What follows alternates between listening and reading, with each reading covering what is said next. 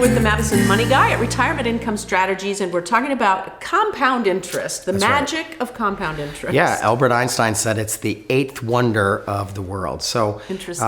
And a lot of that is because human nature, I would say, is to really delay saving for ourselves. Specifically, young families, we have children, and I'm guilty of this. We want to put our kids first. We want to give them a better future, so we spend time, raising them and putting money in their college accounts.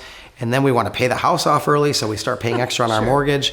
And then a lot of times around age 50 or so, we have sort of a wake-up call. And it's like, retirement, right? I can see it now. It's over the horizon. And so now we want to start saving. And a lot of times we have to save more because we have to play catch up. And mathematics would tell us it's actually better to start much earlier, even on a much lower dollar amount. Even if I start with $20 a month today, by letting that compound interest, it's like a snowball. Yeah. The interest accumulates on the interest, and you could be significantly farther ahead by starting earlier with a lower amount of money than delaying and saving a much higher amount of money. It really, sometimes it's not even possible to catch up with where you would have been if you'd even just put a little bit away starting younger. That's right. Yeah, and I have some really great charts that will show, two different investors that started at different times. And one investor may have only saved for 10 years starting at age 20, and then the other investor kicks in at age 30, saving sometimes twice as much money, maybe for twice as many years, but they'll never catch up because of compound interest.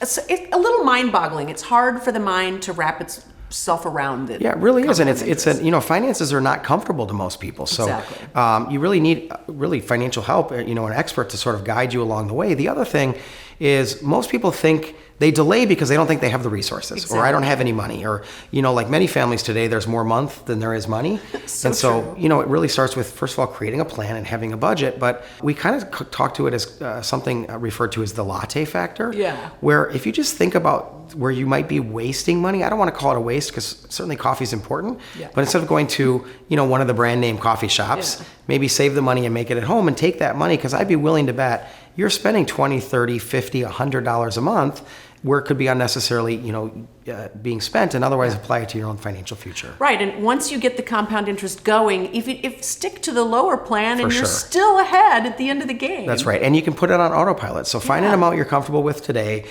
Tell it to come out of your bank account every month. Set it and forget it. In a couple of months, you're not even going to know that it's happening. And so, really, financial planning is not as difficult as many people think. It's just that you got to take the first steps and create the plan to tell your money where to go. Well, and I feel like it's helpful to have a cheerleader in my corner. For sure. Yeah, I mean, we've talked about this before, but a financial planner is a lot like a personal trainer.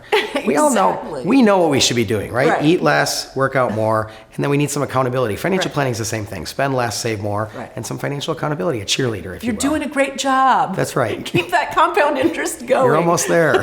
How can people find out more? I think the easiest way is just to go to our website, which is madisonmoneyguy.com. Sounds good. Thank you. Thank you.